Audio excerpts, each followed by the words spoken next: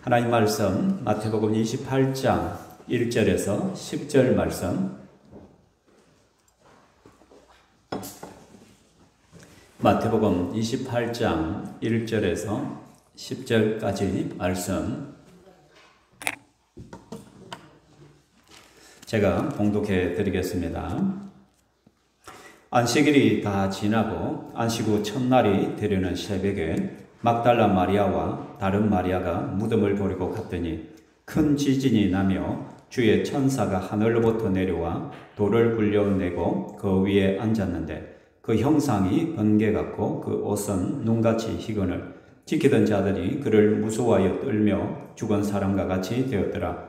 천사가 여자들에게 말하여 이르되 너희는 무서워하지 말라. 십자가에 못 박히신 예수를 너희가 찾는 줄을 내가 아노라. 그가 여기 계시지 않고 그가 말씀하신 대로 살아나셨느니라.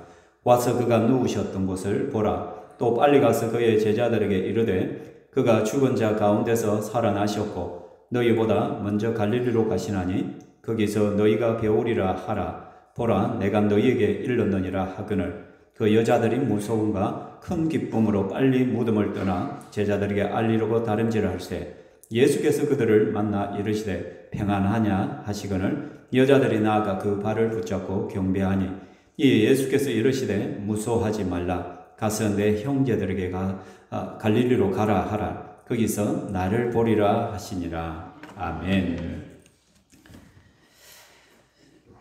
오늘 설교 제목은 아무도 막을 수 없는 예수님의 부활입니다. 숨가쁜 하루가 시작되었습니다.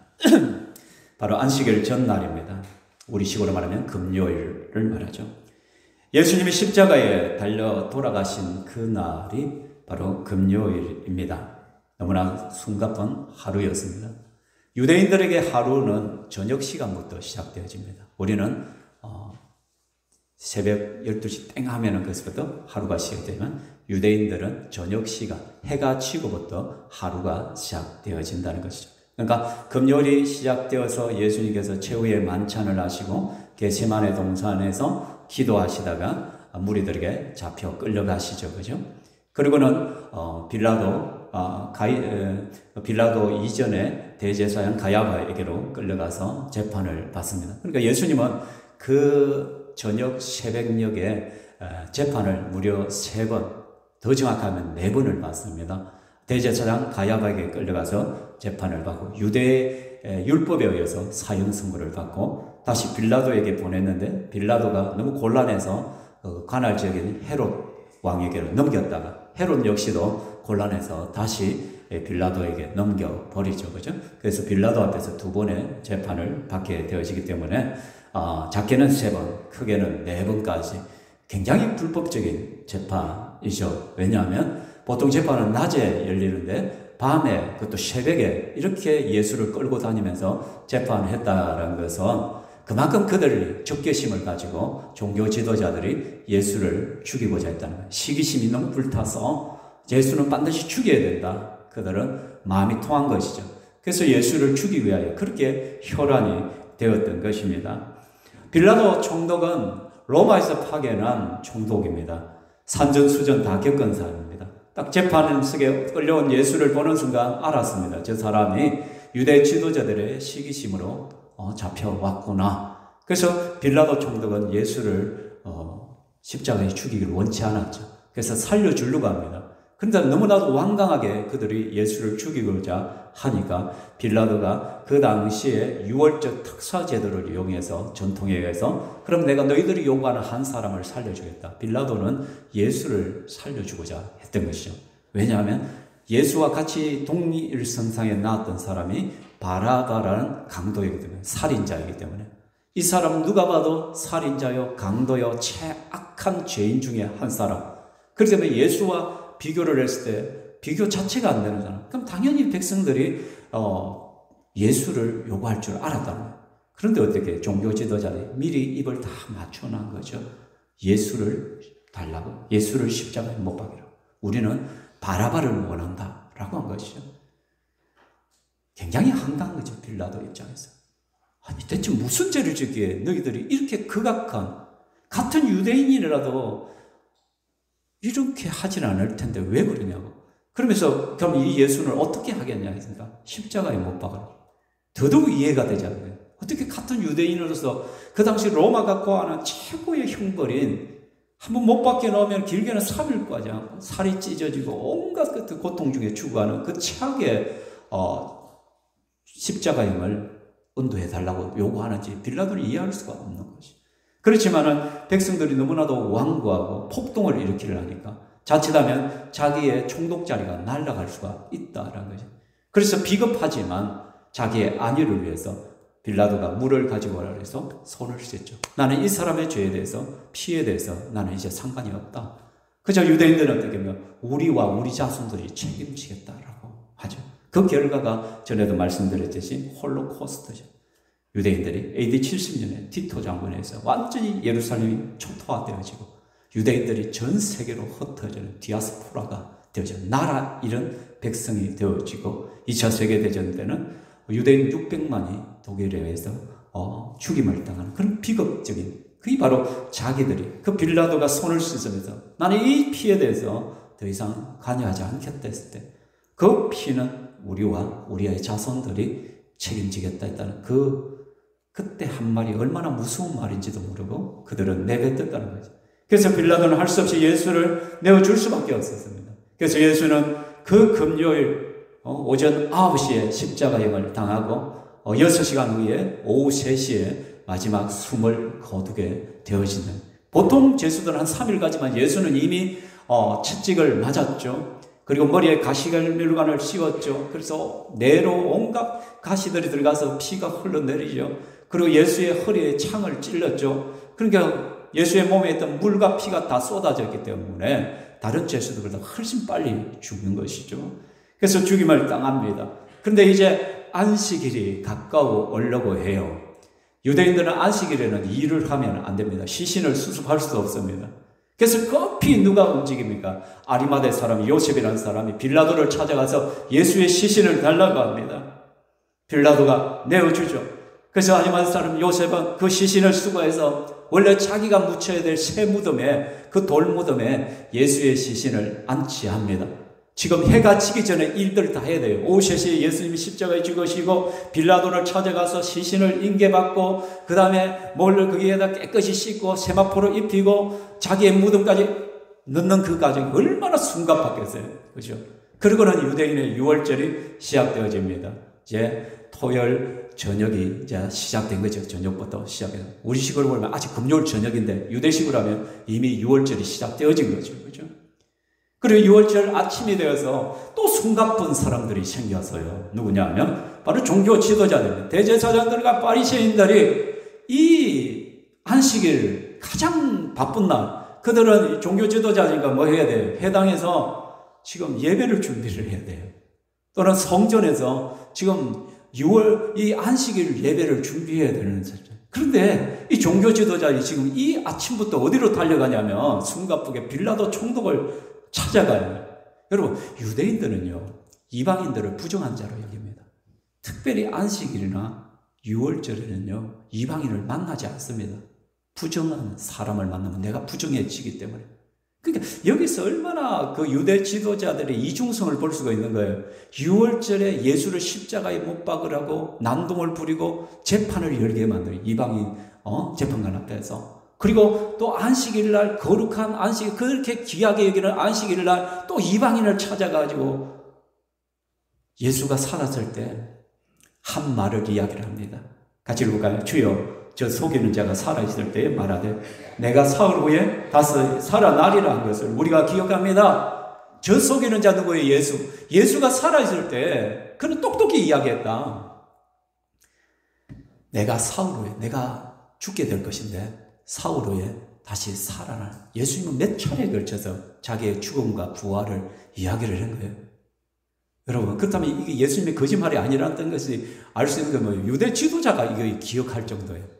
종교 지도자들, 대제사장들과 바리새인들이 예수를 죽이고만 나면은 그들은 이제는 두 발 쫙 뻗고 살 수가 있다고 생각했어요.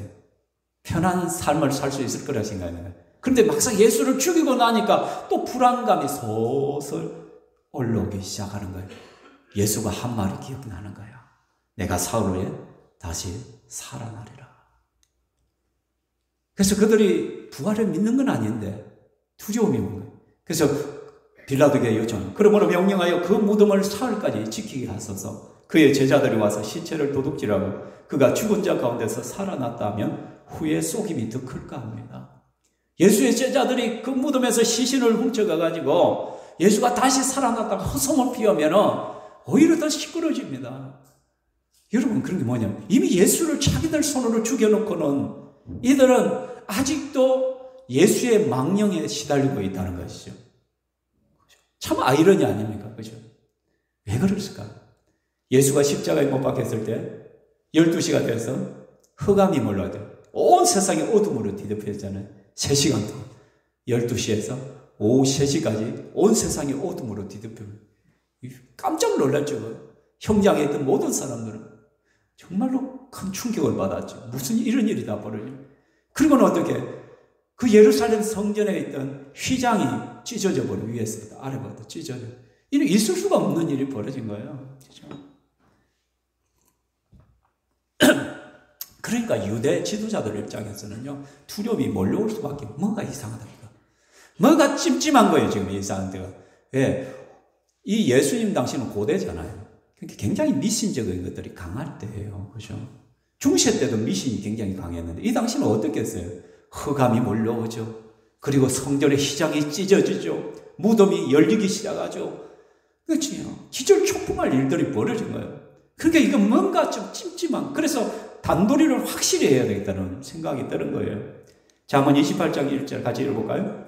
악인은 쫓아오는 자가 없어도 도망하고 의인은 사자같이 담대하느니라.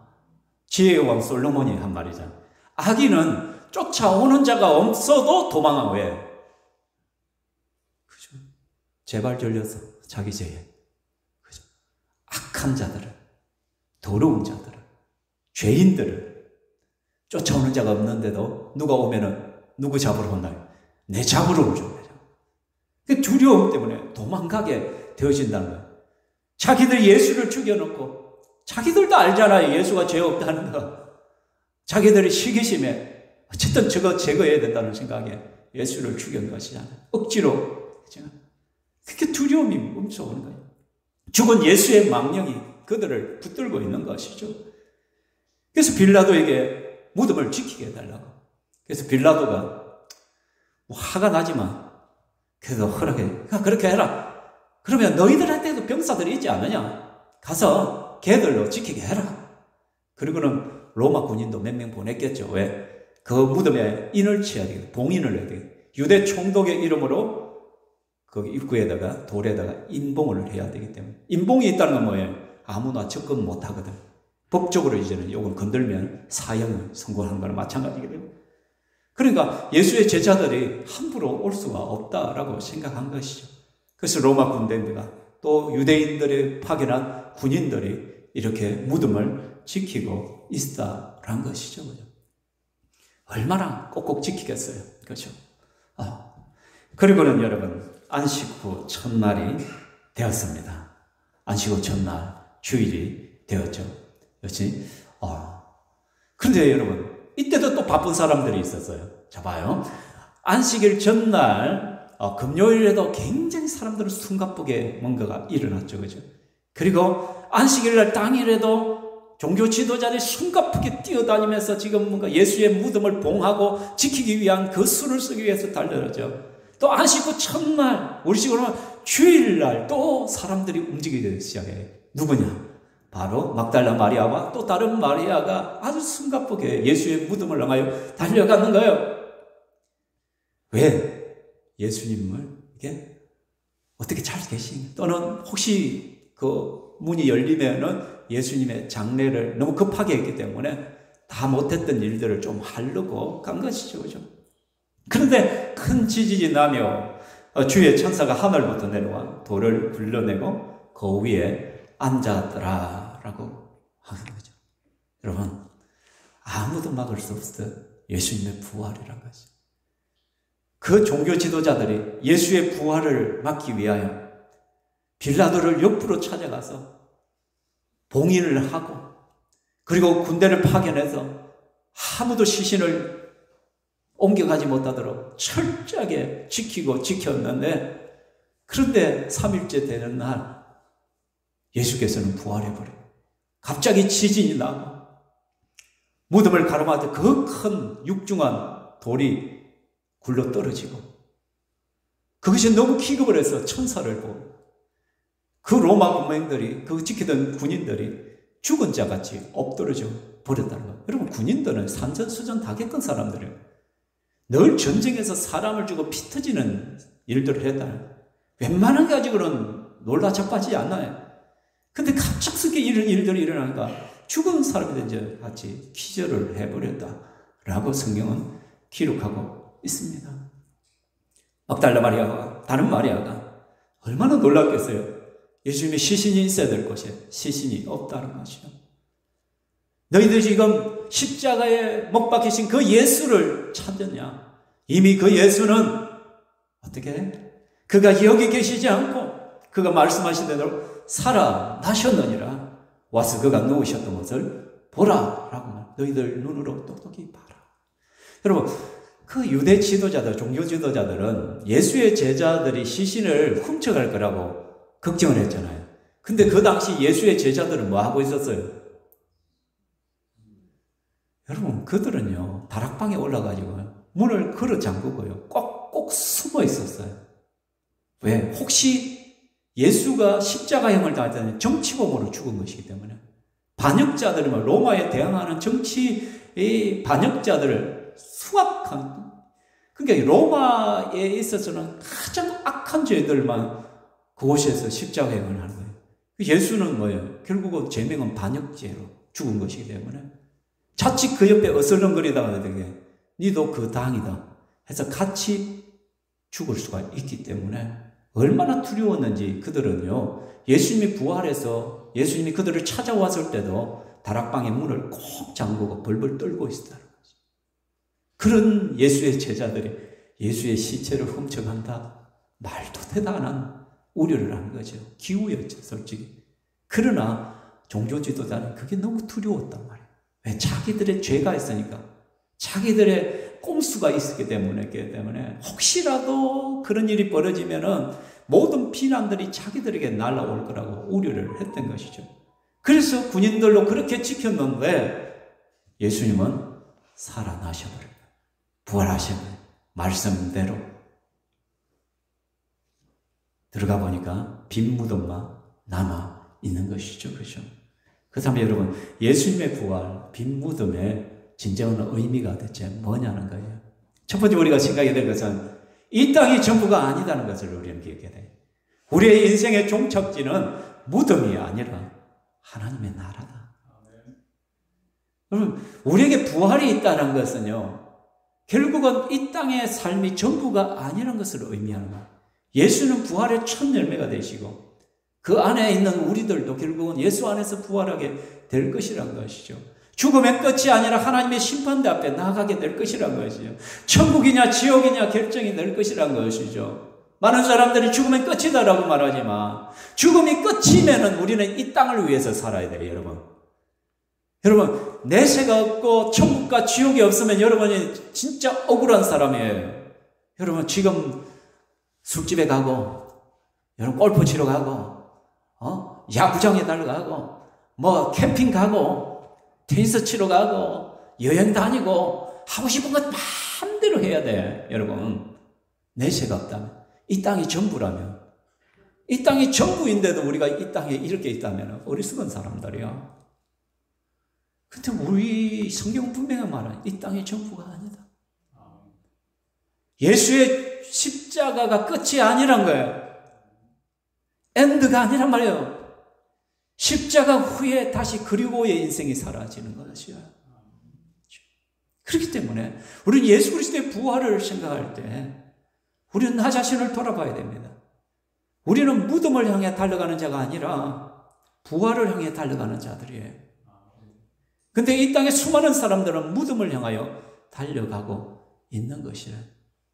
그래서 예수 믿지 않는 자들은 장례식이 울음바다이고 장례식이 절망의 순간이에요. 이제 끝나는 순간. 근데 그리스도인들은 장례식 날 찬송을 부르잖아요. 그리고 감사의 기도를 하나님 앞에 올려드리잖아요. 하나님이 이 땅의 모든 수고를 내려놓고 이제 하나님 앞에서 영원한 안식으로 들어가게 해주심을 감사합니다. 이 땅에서는 수많은 고통과 고난과 눈물과 아픔이 있었지만 이제 그 모든 것을 내려놓고 주님 손에 맡깁니다. 이 영혼을 받아주시옵소서. 감사의 기도를 올리고 또 그 주님의 부활을 우리가 알기 때문에 우리 역시 그리스도 안에서 부활할 것을 믿으며 웃으면서 그 영혼을 보내줄 수가 있는 것이란 것이죠. 예수 그리스도의 부활, 빈 무덤이 그것을 증거합니다. 우리 그리스도인들은 이 땅에 전부인 양 살아서는 안 됩니다. 그 다음이 있다는 것, 하나님의 심판이 있다는 것, 영원한 생명이 있다는 것. 그래서 우리는 이 땅에 올인하여야 되는 것이 아니라 하나님 나라에 올인할 수가 있어야만 되는 것입니다. 두 번째, 빈 무덤의 의미, 예수 그리스도의 부활의 의미가 뭐냐? 하나님이 예수님의 대속의 제사를 온전히 받으셨다는 거예요. 예수님이 십자가에 죽으시면서 다 이루었다라고 말하잖아요. 헬라어로 테텔레스타이, 값을 지불하다, 완불하다. 너희의 모든 죄값을 나의 죽음을 통하여, 나의 피 흘림을 통하여 너희의 죄값을 해결했도다 라고 말씀하잖아요. 죄는 내가 지었는데 죄인인 내가 내 죄 문제를 해결할 수 없기 때문에 죄가 없으신 예수님이 대신 죄를 해결해 주셔야만 된다는 거예요. 그게 예수님의 십자가예요. 예수님은 자기가 대제사장이 되고 자기의 몸을 제물 삼아서 하나님 앞에 제사를 올린 것이에요. 그러자 하나님께서 그 제사를 온전히 받았다는 증거로서 예수를 부활시키는 것입니다. 왜냐하면 제사가 온전히 이루어지려면 구약의 제사 제도를 알아야죠. 구약의 제사 대속죄일이 되면 대제사장이 손을 씻고 자기를 정결하게 하고는 그 속죄 제물 양의 피를 들고 어디로 갑니까? 1년에 단 한 차례 성소의 휘장을 지나서 지성소로 갑니다. 그 지성소에서 우리 그 사람의 죄를 대신하는 양의 피를 그 위에 뿌리게 돼요. 흘러내리게 될 것이죠. 죄는 인간들이 지었는데 양의 피로 대신하는 거죠. 그게 예수님의 십자가를 예표죠. 구약시대를. 근데 중요한 것은 그 제사를 지내던 제사장이 살아 돌아와야 된다는 거예요. 만일에 제사장이 그 안에서 죽는 경우가 있단 말이에요. 어떤 경우? 제사장 자신에게 무슨 부정함이 있거나 아니면 그 제물에 부정함이 있거나 했을 때 하나님께서 그 제사를 받지 않은 표가 뭐예요? 제사장이 죽는 거예요. 그런데 제사장이 살아서 돌아왔다는 것은 하나님께서 그 속죄의 제사를 받으셨다는 것을 증거하는 것입니다. 예수님이 자기의 몸을 제물 삼아서 십자가에 죽으셨는데 죽음으로 끝나버린다면 우리의 죄는 속죄함을 받지 못하는 거예요. 여전히 죄가 우리 속에 남아있는 거예요. 그런데 예수님께서 3일째 되는 날 부활하심을 통하여 우리의 모든 죄가 예수의 피로 해결되었다는 것을 보여주는 것이죠. 그래서 예수님 죽으시면 다 이루었다. 너희의 죄값을 내가 다 지불했다. 내가 다 갚았다. 그래서 이제는 우리는 부활의 새 생명으로 살아가야 된단 말이에요. 죄와 사망의 권세로서 해방된 자이기 때문에. 그렇죠? 맞아요. 예수 안에 있는 나에게 결코 정죄함 없네. 생명의 성령의 법이 너만 해방하였네. 그렇게 찬양하죠. 예수 그리스도 안에 보여. 성령의 법. 우리가 해방되고 죄의 용서. 그래서 우리는 새 생명을 가지고 이 땅을 살아가는 자가 되었다는 거예요. 그럼 새 생명의 사람들은 어떻게 살아야 되냐? 감사하면서, 기뻐하면서, 즐거워하면서 살아야 돼요. 여러분, 예수를 믿으면서도 늘 우울하고, 예수를 믿는데도 늘 서글프고, 예수를 믿는데도 늘 부정적이고, 예수를 믿는데도 늘 힘이 없고 기가 죽어 살아. 그런 예수님의 부활을 경험하지 못한 사람들이에요. 예수의 부활의 생명이 있는 사람은요, 기뻐할 수밖에 없어요. 예수님의 부활의 새 생명이 있는 사람은 감사하면서 사는 거예요. 예수의 부활의 생명을 가진 사람은 힘이 들어도 웃으면서 사는 거예요. 부정적이지 않아요. 긍정적으로 살아요. 믿음으로 살아요. 요즘 어떻게 지나면 아이고 막 죽지 못해 살죠 막. 그 예수쟁이가 할 말이에요. 요즘 어땠어요? 잘 지냈어요? 목사님 잘 못 지냈습니다. 왜요? 뭐 자식 새끼도 말도 듣도 안 하고 막. 요즘 일도 제대로 되지 않고 막 짜증나 미치겠습니다. 여러분 예수 생명이 있는 사람은 아니에요. 예, 목사님 사실 다 그렇잖아요. 자식이 좀 말을 안 들을 수도 있고 요즘 경기가 안 좋으니까 좀 안 좋지만은 그래도 살만합니다. 그래도 괜찮습니다. 그게 내 인생을 좌지우지하는 것이 아닙니다. 내 안에 예수님이 계십니다. 예수님 때문에 내가 다시 한번 힘을 내봅니다. 예수님 때문에 다시 한번 용기를 내어봅니다. 잘 안 되지만은 그렇게 살아가려고 발부둥 치고 있습니다. 내 안에 예수 생명이 있습니다. 여러분 부활의 생명을 가진 사람들은 달라야 된다라는 것이죠. 그래서 제발 예수 믿는 사람들이 막 울상 짓고 살지 마십시오. 목사님 뭐 울상 짓는 일이 많은데 어쩌겠습니까? 그럴 때마다 너 여러분의 영혼을 향하여 명하려 돼. 내 영혼아, 네가 어찌하여 낭망하여 그렇게 주저앉아 있느냐? 내 영혼아, 힘을 낼지어다. 내 영혼아, 여호와를 찬양할지어다. 내 영혼아, 하나님을 바라볼지어다. 내 영혼아, 하나님을 갈망하고 하나님을 소망할지어다. 그 믿음, 그 삶의 태도들이 있어야 된다는 거예요. 여러분 오늘 부활주일 예배를 드리면서 여러분의 삶의 방향성이 좀 달라지기를 원합니다. 삶의 태도가 좀 달라지기를 원합니다. 당장 예배를 드리고 나가면서 여러분이 고개 푹 숙이고 살지 말라는 거예요. 좀 고개 들고 당당하게 기뻐하고 즐거워하고 감사하고 자꾸 생각할 생각. 그냥 자기 생활에 주어진 대로 그렇게 살지 마십시오, 여러분. 우리 그리스도인은 흘러가는 유행을 따라 사는 사람들이 아니에요. 우리 예수 믿는 사람들은 깊이 뿌리를 내리고 시절을 따라 열매를 맺어가는 사람들이 되어야 된다는 것이에요. 아기는 바람에 나는 겨와 같이 유행 따라 살아가지만, 환경 따라 살아가지만, 상황 따라 살아가지만 우리들은 상황을 뛰어넘는 삶을 살아야 돼요. 예수님은 죽음의 권세를 깨뜨리고 부활의 생명으로 우리에게 오셨단 말이에요. 여러분, 죽음만큼 악한 환경, 힘든 환경, 최악의 상황이 있습니까? 없잖아요. 죽을 각오를 하면 뭐든지 할 수 있다라고 생각. 우리는 알잖아요. 그죠? 근데 예수님이 사망의 권세를 깨뜨리고 부활하셨단 말이에요. 그렇다면 우리는 그 사망의 골짜기를 다닐지라도 두려워하지 아니하나니? 왜 두려워하지 않아요? 여호와께서 나와 함께 하시기 때문에. 그 믿음으로 여러분 사시기를 바랍니다. 뿐만 아니라 우리는 부활의 증인으로 살아가야만 됩니다.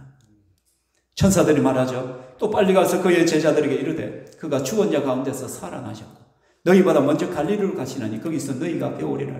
이 부활의 소식을, 예수님이 죽은 자 가운데서 살아났다는 소식을 내 제자들에게 빨리 가라, 알리라. 그리고 갈릴리에서 만나자고 하라. 그리고 뛰어가는 마리아를 또한 예수님이, 부활하신 예수님께서 만나주시면 무서워하지 마라. 가서 내 형제들에게 갈릴리로 가라 하라. 거기서 나를 보이라. 동일하게 예수님께서 부활의 그 소식을 제자들에게 전하라라고 말씀합니다. 근데 여기 재미난 말씀이 있어요. 가서 누구에게? 내 형제에게. 내 제자들에게가 아니라 내 형제에게 갈릴리로 가라 하라. 지금까지 예수님을 따르던 그 제자들 11명이 지금 남아있죠. 가룟 유다는 죽었으니까. 그 11명의 제자를 예수님이 부활하신 후에 형제라 부르고 있는 형제라. 왜 그래요? 예수 그리스도를 믿는 영접하는 자, 곧 그 이름을 믿는 자들에게는 하나님의 자녀가 되는 권세를 주셨으니. 아멘. 예수님을 마음에 영접하고 그 예수님을 믿는 사람은 하나님의 자녀가 되어지기 때문에, 예수님은 하나님의 아들이시잖아요. 첫째 아들.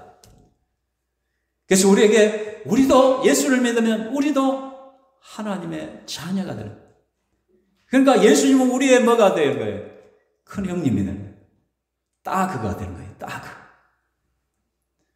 예수님이 우리의 큰 형님이 되는 거예요. 따그. 마이 따그. 예수님이 나의 큰 형님. 내 형제들에게 전하라. 여러분, 우리는 대단한 사람들이에요.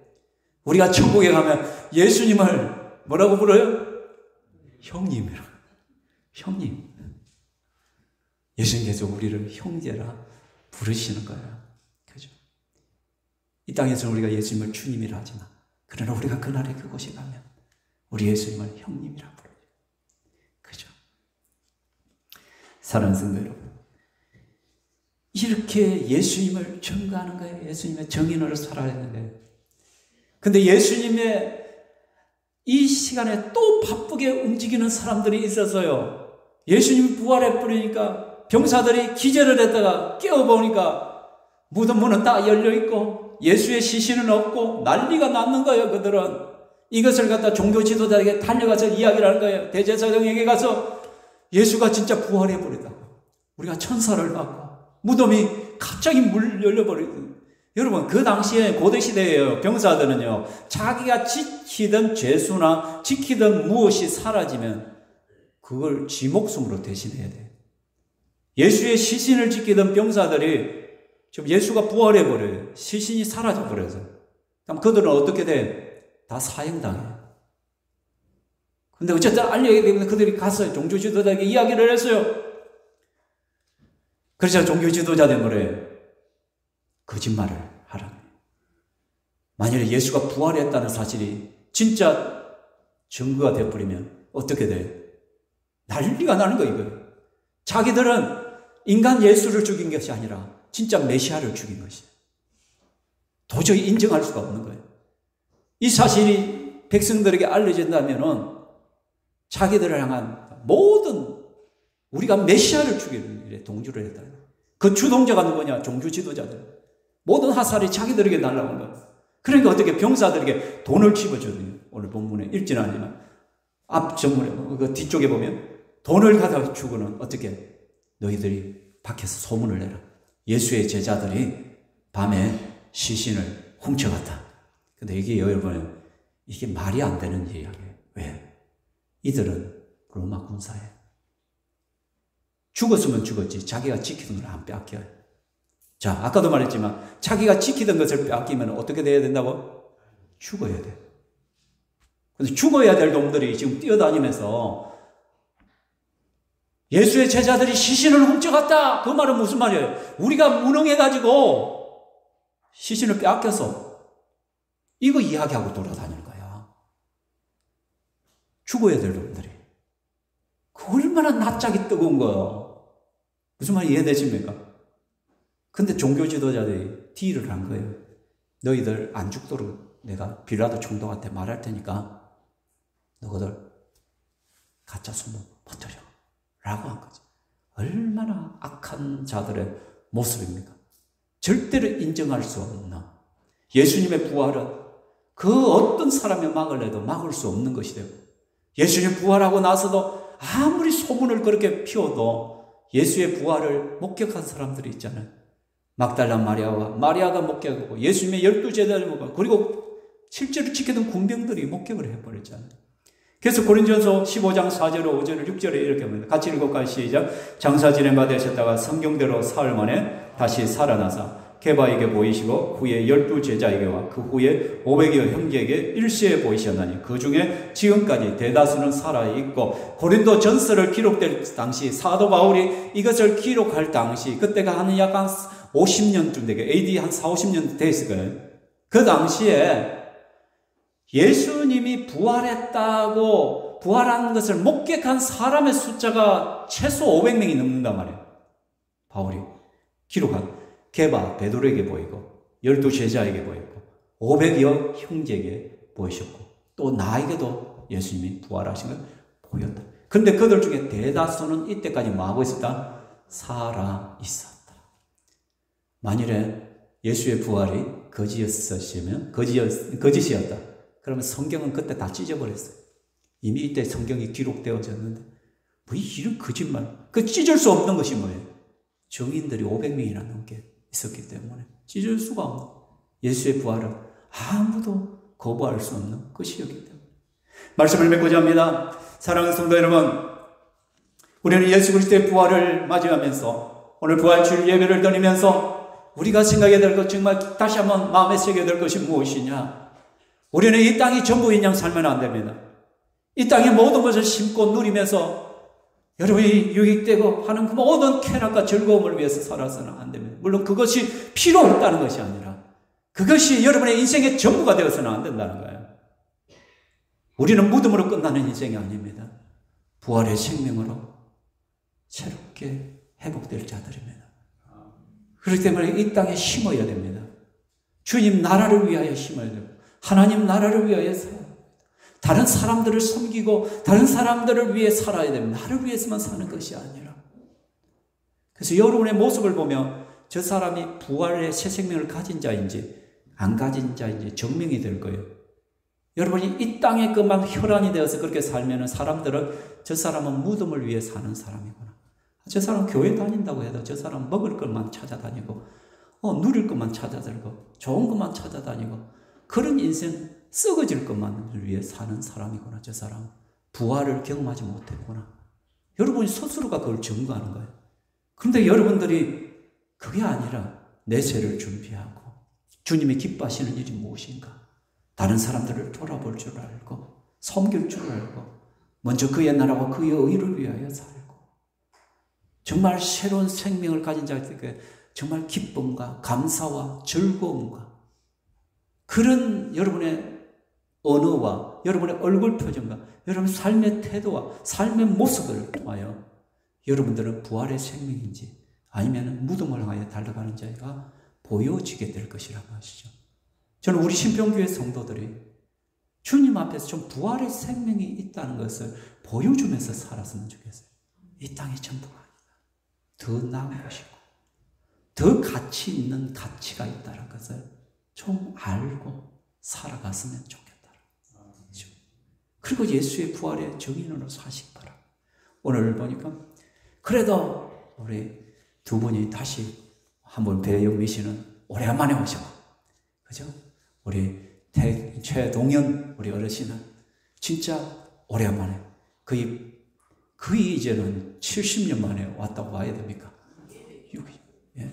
우리 교회 몇 번 왔는데 그런데 처녀시대를 교회 다녔고 그 뒤로는 어쩌다가 말았잖아요. 그죠? 얼마나 오랜만에 오신 거예요. 그죠? 참 감사. 또 우리 정민이하고 우리 또 자매님 오셨는데 잘 오셨어. 여러분이 앞으로의 삶이 중요해요. 지금보다는 이제 앞으로의 남은 삶이 중요해요. 여러분 제가 마지막으로 말씀드리는 참 숨가쁘게 바빴던 사람들을 우린 봤잖아요. 안식일 전날 금요일에 참 숨가쁘게 움직이죠. 예수님 자신이 숨가뻐요. 왜? 최후 만찬 제자들을 발언시키고 겟세마네 동산에서 피 흘리기까지 기도하시고 그날 밤에 잡히셔서 3번의 재판을 받으시고 그리고 십자가를 지시고 오후 3시에 숨을 거두는 얼마나 숨가쁘은 예수님의 하루의 삶이에요. 뿐만 아니라 그 예수를 죽이기 위하여 현안이 됐던 유대 종교 지도자들이 어떻게 뇌물을 주고 돈을 주고 사람을 사서 그 저녁에 예수님을 덮쳐가 예수님을 잡아가고 재판을 열고 또 예수님을 십자가에 못 박게 하는 그 숨가쁜 하루가 있었단 말이에요. 그리고 안식일 날도 또 숨가빴단 말이에요. 사람들이 종교 지도자들 가서 예수님의 그 시신을 갖다가 막기 위하여 부활을 막기 위하여 병사들을 고용을 해서 그것을 지키게 만들고 그죠. 그리고 안식 후 첫날도 바빴단 말이에요. 주님을 사랑하는 사람들은 주님의 무덤을 향하여 열심히 달려가고 있었고 또 예수님을 만난 이들은 이제 예수님을 증거하기 위하여 또 숨가쁘게 또 달려가는 삶을 살아간다는 그리고 또 한 부류는 대제사장을 비롯한 그 거짓된 인간들은 또 어떻게 예수의 부활을 숨기기 위하여 또 사람들을 매수를 하고 병사들을 보내가지고 거짓 소문들을 피우게 만들고 예수의 제자들이 시체를 훔쳐갔다 말도 되다는 소리들을 하고 사람들은 또 그것을 믿고 그러는 사랑하는 성도 여러분, 그러면 여러분은 무엇을 위해 그렇게 바쁘게 살고 있나요? 여러분 지금까지 무엇을 위해 그렇게 바쁘게 살아왔고 또 지금 무엇을 위해 그렇게 바쁘게 살고 있고 또 무엇을 위해 그렇게 여러분은 바쁘게 살아갑니까? 너무 바빠서 예배 드릴 시간도 없고 너무 바빠서 기도할 시간도 없고 너무 바빠서 말씀 읽을 시간도 없고 너무 바빠서 목장에 갈 시간도 없고 너무 바빠서 섬길 시간도 없고 그렇잖아요. 그렇다면 여러분들은 어떻게 보면 그날 예수를 십자가에 못 박으려고 혈안이 되었던 그 종교 지도자들의 모습이 아닐까. 그렇죠? 나의 유익이, 나의 이득을 위하여 이 땅이 전부이냐 무덤을 향하여 달려가는 인생이 되지 맙시다. 주님이 기뻐하시는 정말 부활의 새 생명을 가지고 부활의 감동과 감격을 가지고 이 땅을 살아가는 저와 여러분 되기를 주의 이름으로 축원합니다. 또한 부활의 증인이 됩시다. 아멘. 이 시간에 우리 한번 찬양하겠습니다. 찬송가 160장, 찬송가 160장입니다. 무덤에 머물러 160장.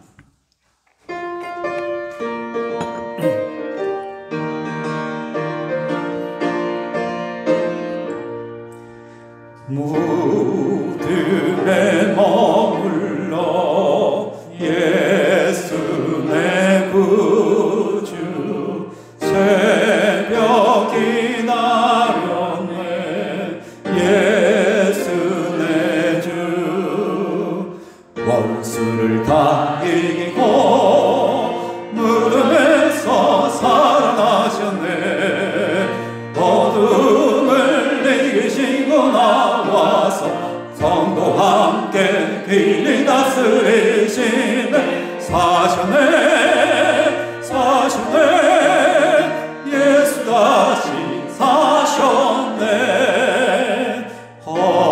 헛되이 지키네 예수 내 구주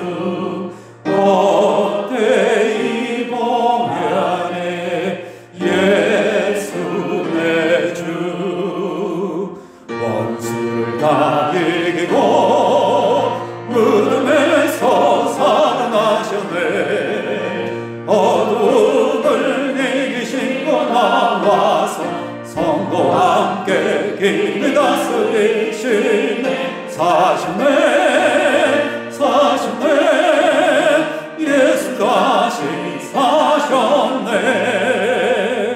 거기 못 가두네 예수 내 구주 우리를 살리네 예수 내 주 원수를 다 이기고 무덤에서 살아나셨네 어둠을 이기시고 나와서 성도와 함께 길을 다스리시네 사셨네 사셨네 예수 다시 사셨네. 네, 여러분 예수님은 부활하셨습니다. 예수님이 부활하시지 않았으면 가장 억울한 사람은 저입니다. 제가 왜 목사예요? 예수가 부활하지 않았다면 부활의 새 생명이 없다면 저 목사 안 합니다. 저도 누릴 거 다 누리고 하고 싶은 거 다 하고 정말 열심히 재밌게 이 땅을 살아가려고 쾌락을 쫓아면서 살 거겠죠. 왜 이 땅이 전부라고 생각하니까 무덤이 끝이라고 생각하니까 그러나 성경은 분명하게 말합니다. 무덤이 끝이 아니다. 부활이 있다. 그 부활하신 예수님이 우리를 만나주시고 부활의 부활의 새 생명이 있습니다. 부활의 기쁨과 부활의 감격이 있습니다. 여러분 그렇다면 여러분의 얼굴이 달라지고 여러분의 언어가 달라지고 여러분 삶의 태도가 달라져요. 그러면 삶의 모습이 달라져야 됩니다. 내 하고 싶은 대로, 내 고집대로, 내 원하는 대로, 내 욕망대로, 내 야망대로 살지 않습니다. 주께서 기쁘시게 할 것이 뭔가, 주님이 원하시는 삶이 될지 뭔가, 성경이 내게 요구하는 삶이 무엇인가를 따라서 살아갈 것입니다. 뿐만 아니라 아직도 그 부활의 소식을 알지 못하는 자들이 있습니다. 무엇 때문에 그렇게 열심입니까? 왜 바쁩니까? 이런 부활의 정인이 되기 위하여 열심히 사십시오. 부활의 정인으로 살아가는 자가 되기를 바랍니다. 이 시간 함께 기도하겠습니다. 같이 기도하겠습니다.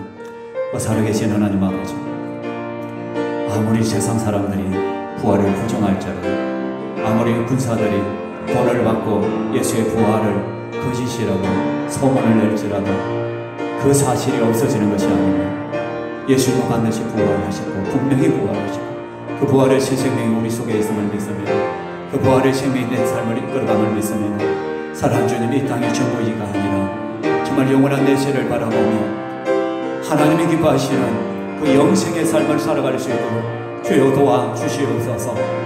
우리의 욕망과 야망을 실천하는 삶이 아니라 나의 고집과 아집으로 살아가는 것이 아니라 정말 주님이 기뻐하시는 삶이 무엇인가를 바라보게 하시고 좀 더 가까이 주님 앞에 나오게 하시고 좀 더 예배자의 삶이 되게 하시고 좀 더 기도의 자의 삶이 되게 하시고 좀 더 말씀의 사람이 되게 하시고 무엇보다 이 부활의 기쁜 소식을 증가하는 정인의 삶을 살아갈 수 있도록 우리를 하나님 사용하시고 붙들어 주시기만을 원합니다. 우리 안에 있는 각박한 더러움들을 깨뜨려 주시옵소서. 주 성령께서 우리를 강하게 붙들어 주시옵소서. 이 시간에 부활의 새 생명 가운데 우리에게 회복이 있게 하여 주시옵소서. 예수의 이름으로 깨끗해지게 하시고 예수의 이름으로 하나님 치유되게 하여 주시옵소서. 내 언어가 달라지게 하시고 내 눈이 달라지게 하시고 내 마음의 생각이 달라지게 하시고 모든 삐뚤어진 생각들이 예수 이름으로 말라지게 하여 주시옵소서. 하나님 당신 내 마음들이 예수 이름으로 일어서게 하여 주시옵소서. 죽은 영혼들이 하나님 앞에 일어서게 하여 주시옵소서. 사랑하는 주님 감사합니다. 부활주일 예배를 하나님 앞에 올립니다. 세상 사람들이 아무리 부정해도 로마 군병들이 돈을 받고 아무리 예수님이 부활하지 않았다고 거짓 소문을 피울지라도 그렇다고 예수의 부활이 부정되는 것이 아닙니다.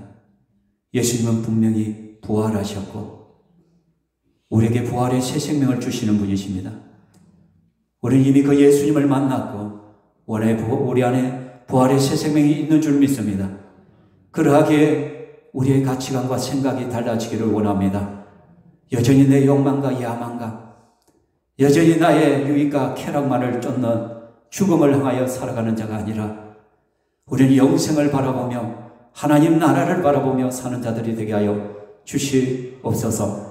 이 시간 예수 그리스도의 부활의 그 새 생명이 우리 가운데 임재함으로 말미암아 하나님 우리의 가치관이 새로워지게 하여 주시고 우리의 생각이 변화되게 하여 주시옵소서.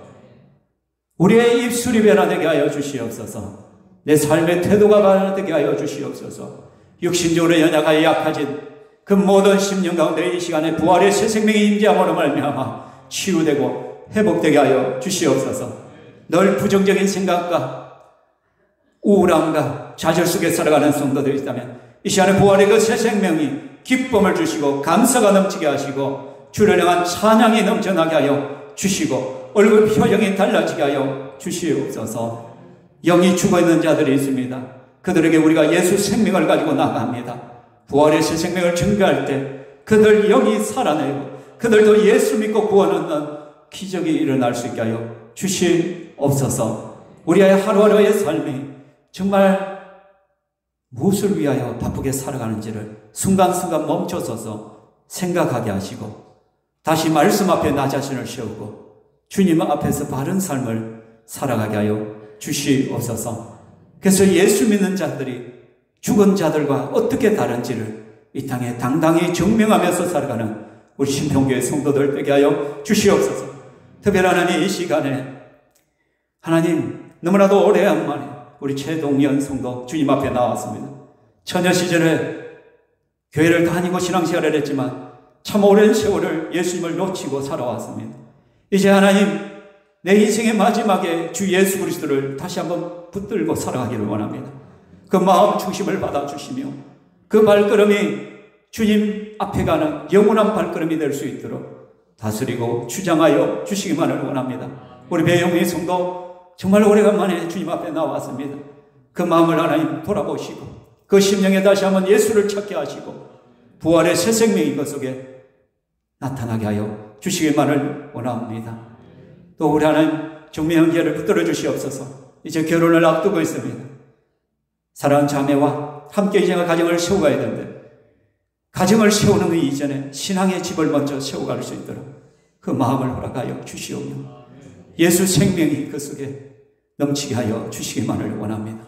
그리고 이 자리에 함께 모든 성도들의 가정이 예수 믿는 가정으로 복되게 하여 주시옵소서. 이 시간 귀한 헌물을 하나님 앞에 올려드립니다. 또 부활절 감사헌금을 또 하나님 앞에 올려드립니다. 주께서 받아주시옵소서. 주님, 이 물질이 영혼을 살리고 또 하나님 생명 구원하는 그 일에 쓰임받게 하여 주시옵소서. 또 우리 성도들 가정이 예수님 때문에 복되게 하시고 그들의 직장이 예수님으로 말미암아 복되게 하여 주시옵소서. 감사하며 예수님 이름으로 기도합니다. 아멘. 주 예수 그리스도의 은혜와 하나님의 사랑과 성령 하나님의 교통하심 이 자리에 함께 모든 성도들 머리 위에 저들 직장과 가정 위에 영원토록 있을지어다. 아멘.